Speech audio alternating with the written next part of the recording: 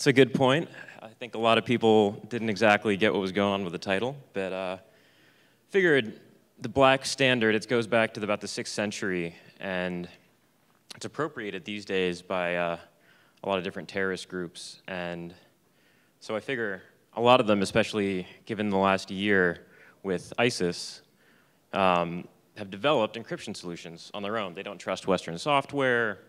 Maybe it's a backdoor. There's been a lot of rumor about that. So what I'd like to cover is kind of the end-to-end chain. And I know it's only 20 minutes, but Al-Qaeda and ISIS developers, a flagship tool example, Asrul Mujahideen, how the tools get distributed from the development groups to end users directly through their own sites, often through the forum distribution model. And then why are people using these tools? I mean, why aren't people using TrueCrypt? Why aren't people using CryptoCat maybe, or I guess a TrueCrypt fork at this point? And then OPSEC, trust, development implications. Are these really security tools is I think the kind of question I'm asking here. Who am I? I mean, you probably look at me, I'm a 22-year-old kind of young kid, but I've been involved in online radical forums for a while, I suppose. And then for the last 5 years or so, I've worked at Palantir, Flashpoint Partners, a couple other places. And for what it's worth, I have a BA and focused on these kind of issues, more on the political and psychological side. So technology and terrorism isn't exactly a new thing. This is over 30 years ago now, 1982, the Osborne 1. And today, it's Mujahideen Secrets is the encryption tool, but back then it was just a bunch of Mujahideen around an old business computer. And this is a quote from Osama bin Laden to Mullah Omar, leader of the Taliban in Afghanistan, I guess 20 years later from when that first picture was. It's obvious that the media war in this century is one of the strongest methods. It may be 90% of preparation for battle. Important to kind of keep this in mind as we go through and talk about the tools where propaganda may outweigh security for where they see the value in these tools and how they're distributed. This is also from it's a good quote from Inspire magazine, which is Al-Qaeda's digital magazine that they put out. It's a quarterly. This is from page 41, I believe, of the first one that came out back in 2010. And they're very aware of how things have changed since that first picture with the Mujahideen standing around the Osborne 1. It's, you know, in the old days, you had trusted couriers. To some extent, you still do. You know, you passed a message, but the internet is how people get radicalized. It's how they get new recruits, and they've realized they kind of need to step up to the times. So, one such software that is created by our brothers is Asrul Mujahideen, Mujahideen Secrets. And in the back of that was this, of that first issue. That is a guide to using the software. They go through, you know, how to install it properly, how you should implement it, who you should be using it with. And they're always pretty flashy and visual. 10 issues later, this is the back of the magazine. They're still putting their public encryption keys up using Asrul Mujahideen. They have a preference for Yahoo emails, which I always found kind of interesting, given how they make these tools because they don't trust Western tech, but still reliant on the Yahoo emails. So these are the three big developers right now on the scene. Global Islamic Media Front is probably the best known, directly tied to Al-Qaeda. Some people argue that they have ties back to 2001 when they were responsible for a lot of media distribution. The technical group was formed in August of 2004. They didn't release the first tools until 2007. And there's also the Al-Fajr Technical Committee, which is another AQ-aligned group. They're not necessarily competitive with GIMF. They've recommended each other's tools, but as you'll see with my FTC tool example, they think that they might have done something better. That's questionable. And then what's gotten some more press is that ISIS has put out their own tools at this point. Just like AQ doesn't trust the West, ISIS doesn't trust AQ. And so it's been kind of interesting to witness these political divisions kind of come to play with tool development. So these are the 3 GIMF tools: Mujahideen Secrets, Secrets of the Mujahideen, and Mobile Encryption. That's their logo. Not too bad.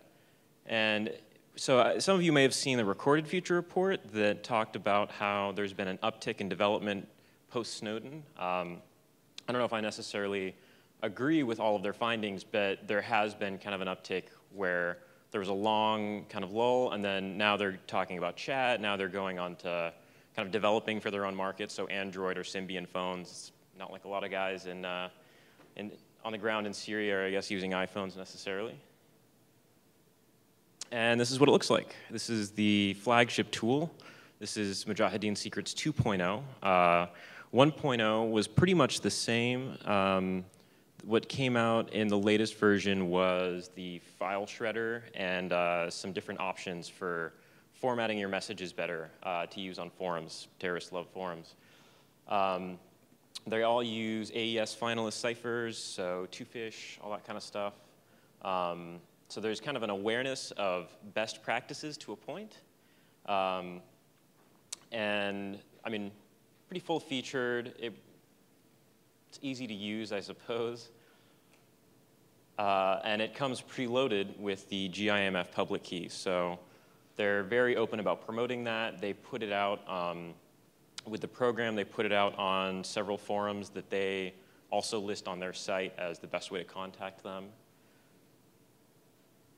And there's that ubiquitous black flag. That's if you hit the About button on the tool, it pops that up.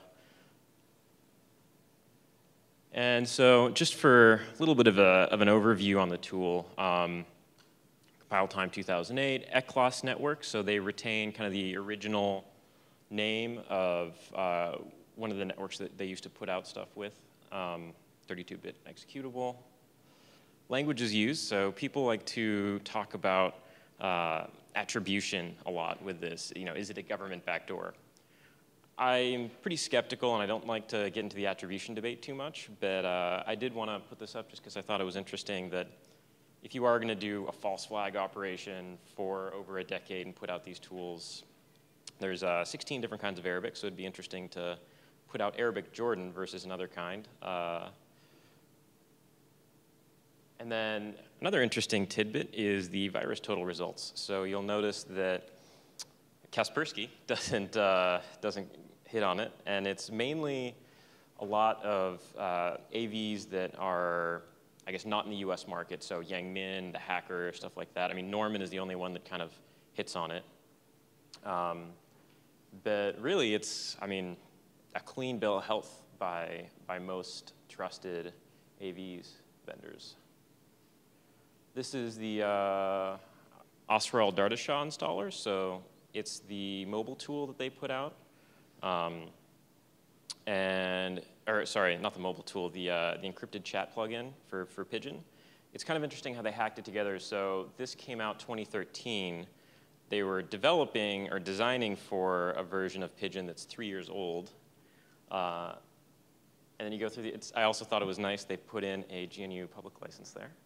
That they're using a generic kind of installer from 2010 as well. So there's a little bit of tidbits kind of when you look at the OPSEC and how they put these things together for maybe it's hacked together, maybe these things have been in development for longer than we think and they surface later. And then there's the Al-Fajr Technical Committee, the other AQ-aligned group. So Aman al-Mujahid came out, Windows and Android. Again, this is part of that development cycle kind of having an uptick 2013, 2014. And this is what they say, that it's provided with a 4096-bit public key, which makes it one of the most secure systems compared to the other algorithms. I mean, we're at a security conference, so we know it's not necessarily the size of the key, but it's about how you're going to implement the cryptography and a lot of other things. So it's, again, not the most sophisticated statement from them on how they're viewing their own security. And then this is an example of how it gets distributed. So moving into the distribution, They often do direct distribution, so alfajrtalkney.net, they'll have their own site, just like any other kind of media that often gets put out in terrorist forums. They have an MD5 and a SHA-1. They're always very cautious, or kind of have this conspiracy mindset that there's a lot of, well, not necessarily that it's false, but that a lot of the media that gets put through would be implanted by a foreign intelligence agency, so that's why they put that up there. They always love flashy graphics, too. And then this is what the Android looks like. The message that gets pre-encrypted on it and comes out when you download it actually warns about foreign intelligence agencies, which, again, I'll kind of go into this when I finish up the talk about how their security isn't very great, but it's interesting that they're aware of this, yet not necessarily sophisticated. And then there's the part of the new ISIS competition, so Asrar al-Ghuraba, which was a new thing. It wasn't developed for Android or Windows. It was just web-based and now defunct. But yeah, these things go up and down pretty quickly, I have to say. And so this is the direct versus distributed kind of promotion model. So you either have a dedicated download site, gimfmedia.com, you saw the Al-Fajr site. They have tutorials on there in Dutch and Indonesian and English, any language you really want. Or they'll also promote it through digital magazines. So for example, when ISIS put out Asrar al-Ghuraba, they didn't have a media presence even at that point on Twitter or anything else. They put out their, actually, Asrar al-Mujahideen key Jabhat al-Nusra on Pastebin. So it's interesting that this promotion of these tools have gotten to the point where new terrorist groups will pop up. They'll put their public keys out on a paste site before they even start a Twitter presence, which has already been kind of controversial with Twitter pulling accounts.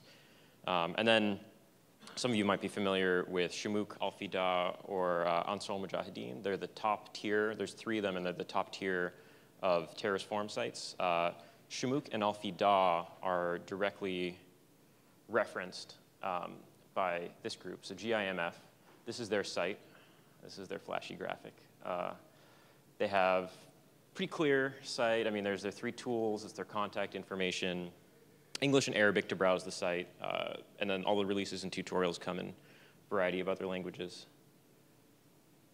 But it's possible to contact us in these ways. So they still maintain this close network with Shumukh and Al-Fida, and on those threads, you can go on there, you can pick up their public key and message them. And then again, when you download one of the releases, they always provide some supporting info, and it's interesting. So if you see the previous slide, you'll see 7753 on the Shumukh. When you download it, though, they've kind of updated. They have another Shumukh one up, they have another Al-Fida up, still retain one of the original ones. And then it's who uses these tools, right? So Anwar al-Awlaki is known to have used it. The media elite kind of use it. There's followers that want to identify with the cause or have a perceived sense of security. And then there's new groups that use or develop. So Jabhat al-Nusra, ISIS, they put out their own kind of things. But to me, my analysis is it's more of signaling part of the in-crowd, so to speak, than necessarily being any real security measures. So Osama bin Laden says 90% is going to be done through the media. There's this heavy presence on forums. They're putting out these digital magazines. It seems to be more of kind of putting on the sophisticated security cape or whatever than actually protecting yourself. But it really does make you stand out. So just kind of a recap of the end-to-end flow here. You have these ideologically competitive groups, and they all develop their own tool sets because they don't trust each other. And they'll distribute directly on their own sites. They'll distribute in digital media in their own magazines, on these aligned forums.